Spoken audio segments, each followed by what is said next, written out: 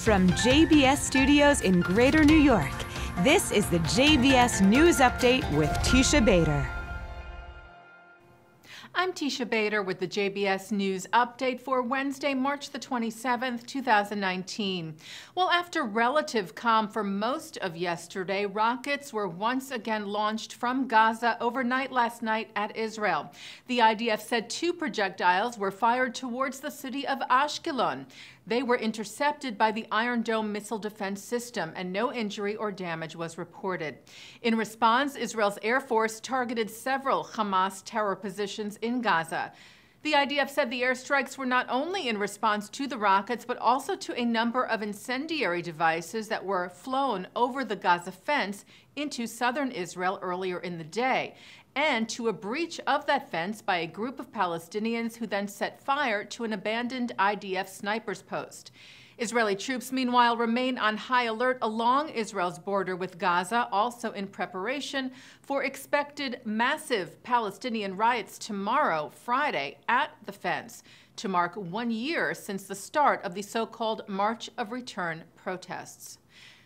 Yesterday, Israel's ambassador to the United Nations, Danny Danon, called for the body to speak out against Hamas, addressing the UN Security Council.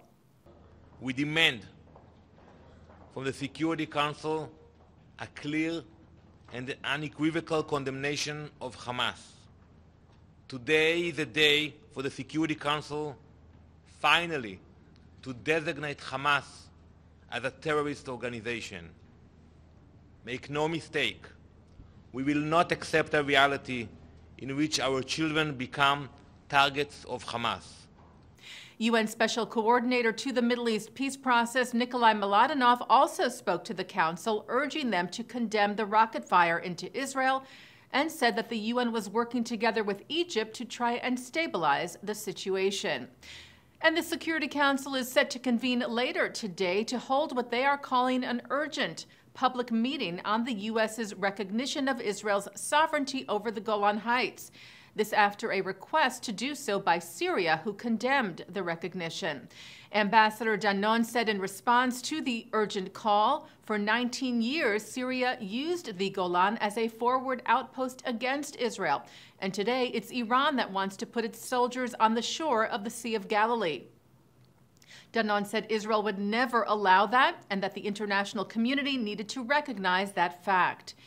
European Union member states unanimously rejected the U.S. recognition over the Golan today, stating it goes against international law. Israel's education minister, Naftali Bennett, had some choice words for the EU, which he posted on social media in response. Minutes ago, the European Union announced that it will not recognize the Golan Heights as a part of the State of Israel. We can add to that the fact that the European Union does not recognize Jerusalem as our capital. Shame on you. The Golan Heights and Jerusalem and the land of Israel has been the home of the Jewish people thousands of years before France was the home of the French and the UK the home of the British. So we'll continue building our amazing country. We'll continue defending the free world from radical Islam, even though you don't deserve it. The pilot of the Air France flight who refused to abandon his Jewish passengers during an infamous hijacking has died. Michel Baucus piloted flight number 139 from Tel Aviv that was hijacked after it departed from its stop in Athens and was forced to land in Entebbe, Uganda on June the 27th of 1976. A day later, the terrorist hijackers were planning to let Baucus and his crew go, along with the non-Jewish passengers. Recounting the story to Ynet in 2016, Baucus said, "I gathered my crew and told them there was no way we were going to leave. We were staying with the passengers to the end." He said the crew refused to leave because this was a matter of conscience, professionalism, and morality.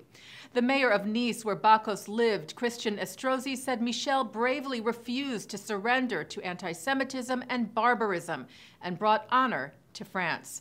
Israel's President Reuven Rivlin called Baucus a quiet hero and a true friend of the Jewish people. Israeli Prime Minister Benjamin Netanyahu wrote Baucus stayed with the hostages through all their hardships until IDF soldiers, led by my brother Yoni, freed them in a daring operation. I bow my head in his memory and salute Michel's bravery. Baucus died in France. He was 95. Well, when a fire at a New York City mosque prevented Muslim worshippers from praying there, a Manhattan synagogue opened its doors. Over 600 Muslims made the quick walk just 1 block west from the Islamic Society of Mid-Manhattan Mosque to Central Synagogue this past Friday, where a pavilion in the synagogue was prepared for them. Central's Rabbi Angela Buchdal shared the event on Facebook, writing that the mosque's imam told those who came to pray that this was the holiest moment he has experienced in New York. Buchdal added, "It is certainly one of ours as well." Central senior cantor Daniel Mutlu told the New York Post, "What was really incredible, with people coming together in a climate where there's so much perception of disharmony and not getting along, was when they were streaming out of the pavilion following their service. The gratitude and love coming out of each one of them was palpable." Mutlu said they were just so grateful to have been welcomed into our space, and we felt the same, that we could be together in that moment. Taking a look now at our programming for tonight on JBS for Wednesday, March the 27th. At 7 o'clock, we bring you more coverage from the AIPAC National Policy Conference in Washington, with remarks from Vice President Mike Pence, former IDF Chief of Staff and Chair of Israel's Blue and White Party Benny Gantz, former U.S. Ambassador to the UN Nikki Haley, and New York City Mayor Bill de Blasio. Then at 9 tonight, Mark Golub sits down with Yaakov Perry, a former director of Israel's security agency, the Shin Bet. He discusses the moral complexities involved with the IDF's protecting Israel and why he supports the New State solution. At 10:30, the film Wrestling Jerusalem is in the spotlight on New Jewish Cinema. And coming up right after this newscast, it's Thinking Out Loud with Micah Halpern. And that's the JBS News Update for Wednesday, March the 27th, 2019. I'm Teisha Bader.